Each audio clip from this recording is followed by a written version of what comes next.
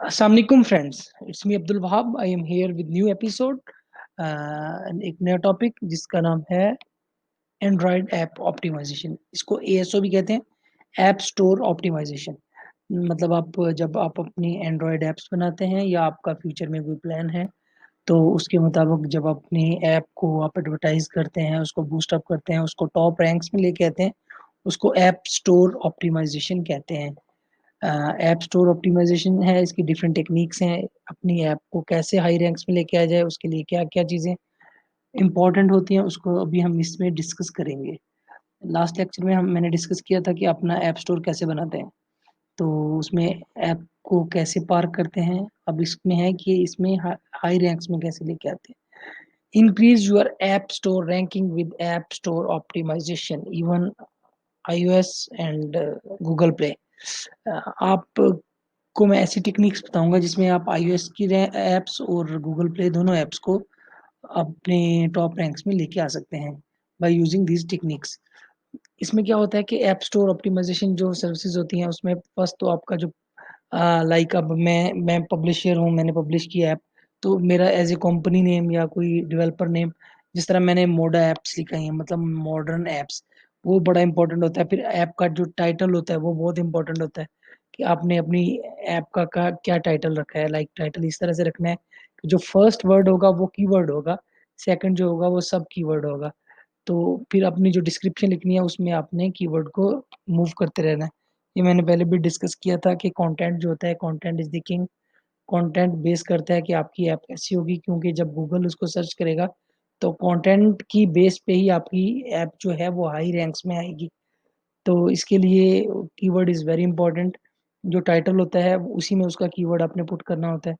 App description जो होती है उसकी डिस्क्रिप्शन को देखना होता है कि आपने किस तरह की डिस्क्रिप्शन रखनी है. ये 15 to 1800 वर्ड्स पे होनी चाहिए. इसमें 0.5% कीवर्ड्स होने चाहिए. आपने देखना है कि जो लेस कंपटीशन में कीवर्ड है उसको आपने करना है. और इसमें आपने इस तरह से इसके कीवर्ड प्लान करने हैं. उसके बाद आपने जो इसके आइकन बनाने हैं, ऐप आइकन, आपने वो बड़े अट्रैक्टिव बनाने हैं, यूज़र फ्रेंडली बनाने हैं.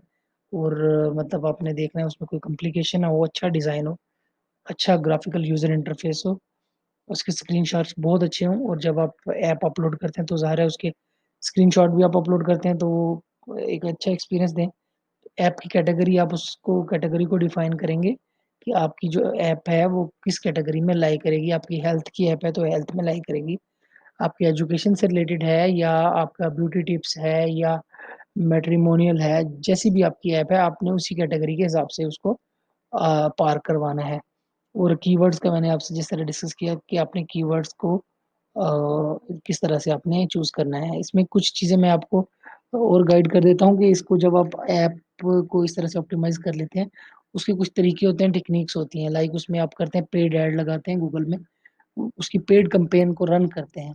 जब आप गूगल गूगल में पेड कैंपेन रन करते हैं तो उसमें आप अपना बजट वगैरह असाइन कर देते हैं कि जी मेरा बजट $1 पर डे है या लेस देन $1 है. तो उस तरह से गूगल आपको ऐड करता है. फिर आपने ट्रेंड्स देखना है कि मार्केट में कौन से ट्रेंड है. जिस तरह वर्ल्ड कप है तो आपने देखना है कि स्पोर्ट्स की ऐप है वो ज़्यादा मतलब अच्छी. जिस तरह आजकल कोविड-19 है तो आपने देखना है कि किस तरह की ऐप जो है वो ट्रेंडिंग में आ सकती है.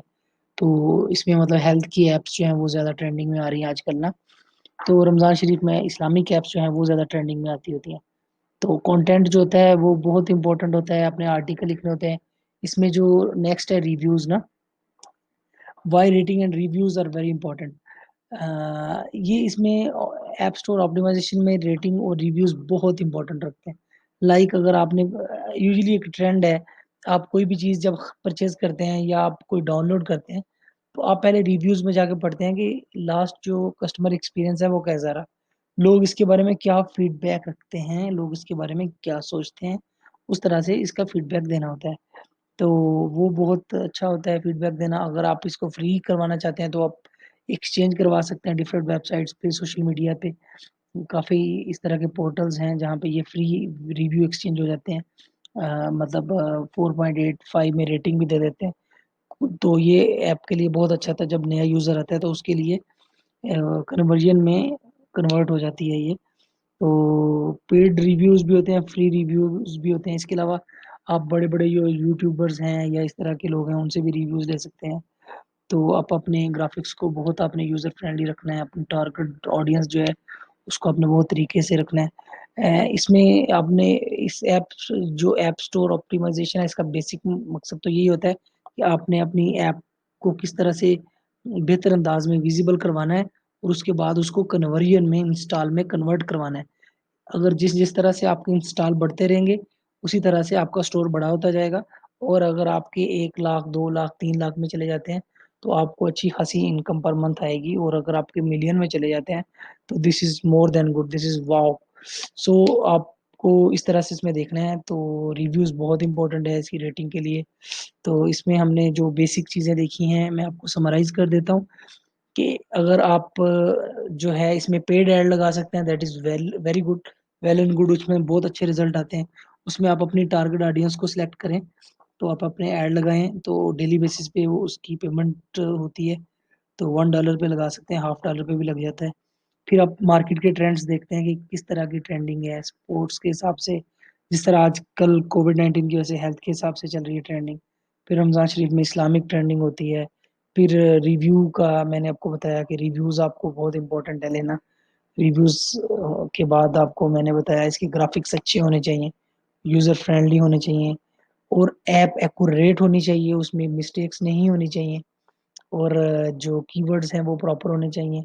कीवर्ड सर्चिंग के लिए आपने कीवर्ड के टूल इस्तेमाल करें और कीवर्ड्स में देखेंगे कंपटीशन कैसा है।